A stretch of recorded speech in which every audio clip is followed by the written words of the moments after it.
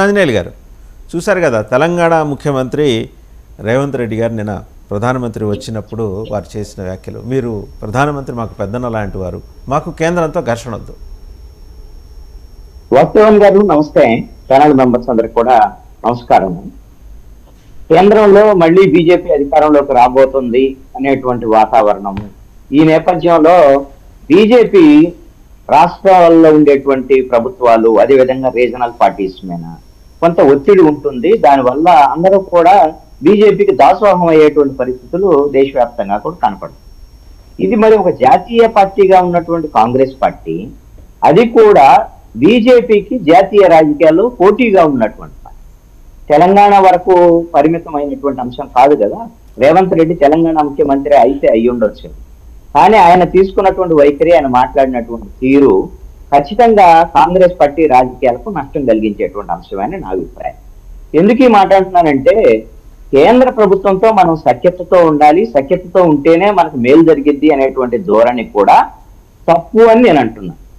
అలాగని ఘర్షణ పెట్టుకోవాల్సినటువంటి అవసరం లేదు.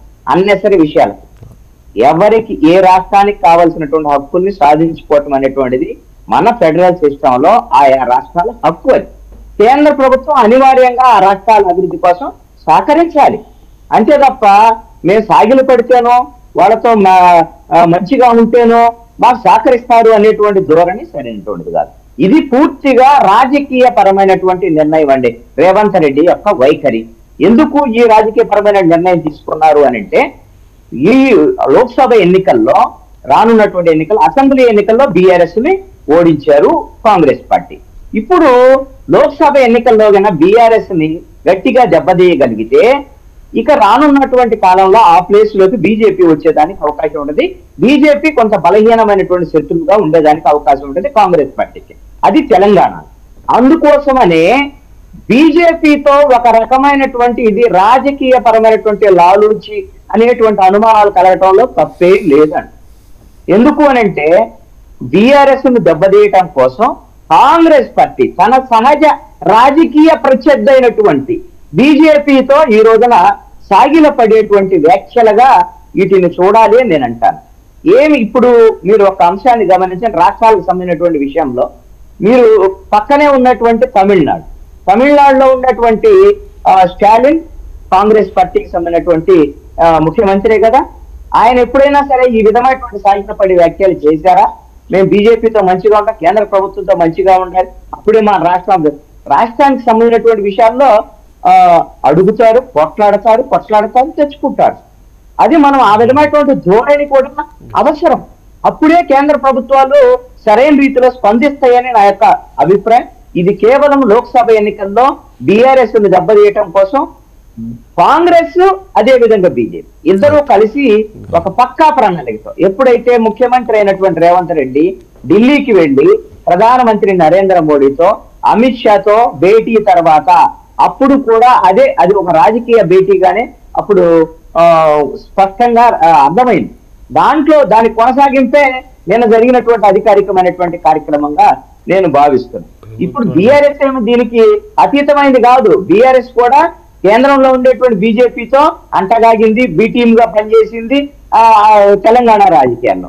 అవసరమైనప్పుడు పోట్లాడినట్టుగా కనపడింది, లేనప్పుడు వెళ్ళి వాళ్ళకి మద్దతు ఇచ్చినటువంటి సందర్భాలు కూడా చూసాం. అయితే ఇప్పుడు ఆ పాత్రనే కాంగ్రెస్ పార్టీ తీసుకుంది. ఇదే విచిత్రమైనటువంటి విషయం. అసలు రేవంత్ రెడ్డి కాంగ్రెస్ పార్టీ సీఎమ్మా లేకపోతే రీజనల్ పార్టీ సీఎమ్మా అంటే, కాంగ్రెస్ పార్టీ ఎందుకు అంత స్పేస్ ఇచ్చింది అని అంటే, వాళ్ళకి తెలుసు ఈ విధమైనటువంటి ధోరణి వల్ల జాతీయ రాజకీయాల్లో కూడా నష్టం జరిగింది కాంగ్రెస్ పార్టీకి. ఆ విషయం తెలిసినా ఎందుకు రేవంత్ రెడ్డికి అంత స్వేచ్ఛ ఇచ్చారు అంటే, తెలంగాణలో భవిష్యత్తులో బీఆర్ఎస్ ని రాజకీయంగా దెబ్బతీయటం కోసం బీజేపీతో చేతులు కలపడం అనేటువంటి తెర వెనక ఒక ప్రయత్నంగా జరుగుతున్నటువంటి ఇది అనైతికమైనటువంటి వ్యవహారమే. రాజకీయాల్లో సహజం, అందరూ చేస్తారు, కానీ ఇది అనైతికమైనటువంటి కలయికలాగానే నేను భావిస్తున్నాను. ఇది కలయికే, ఇది ఒక అనైతికమైనటువంటి